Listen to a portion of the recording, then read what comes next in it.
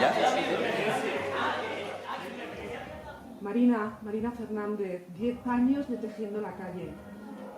¿Qué se siente? Bueno, muchas gracias por acompañarnos hoy en la celebración del 10º aniversario.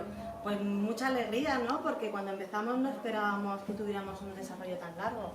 Así que, bueno, pues es un orgullo celebrar el 10º aniversario hoy aquí en Valverde. ¿Qué supone para Valverde Tejiendo la Calle como pueblo verato? Pues bueno, aquí habría que preguntarle a cada una de las personas que participan en el proyecto, ¿no? Y también a las personas que están involucradas. Creo que para cada una de las que estamos participando o involucradas con el proyecto significa algo diferente y para todas importante.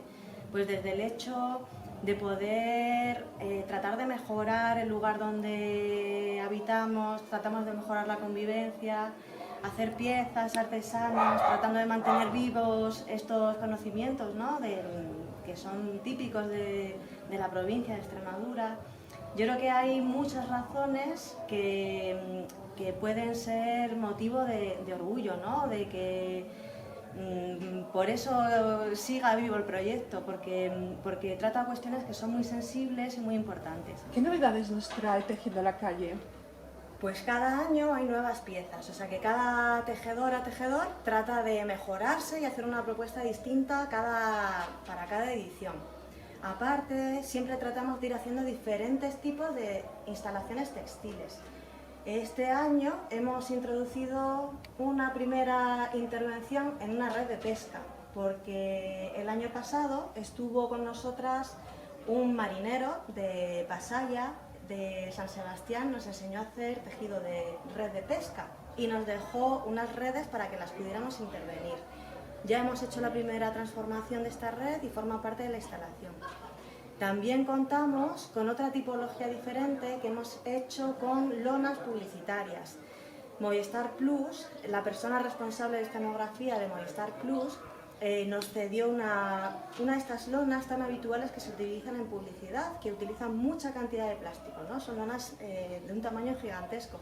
Esta estaba instalada en un edificio en Gran Vía, en Madrid, y nos la han cedido y hemos ido transformando este material para hacer nuevas piezas de parasoles.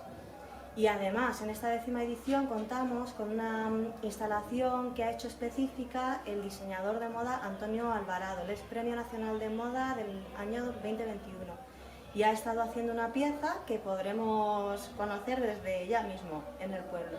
Un proyecto ya muy conocido. Habéis salido en el Vogue. Eso es importante. Sí, que un proyecto que hacemos en un pueblo pequeñito de Extremadura, que está realizado sobre todo por mujeres mayores, tenga repercusión en medios como es Vogue, a mí me parece algo, bueno, muy, desde luego, sorprendente, ¿no? Y que nos hace muchísima ilusión y nos motiva para seguir trabajando y tratando de mejorar las instalaciones que realizamos.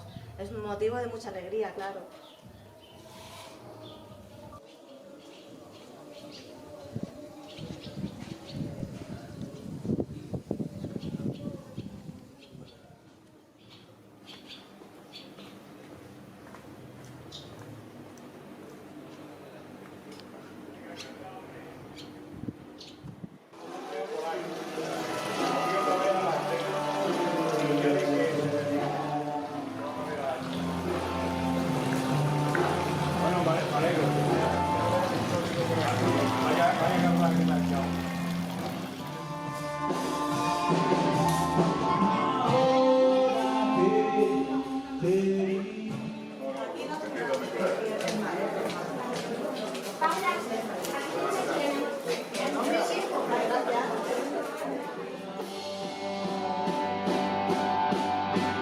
Voy a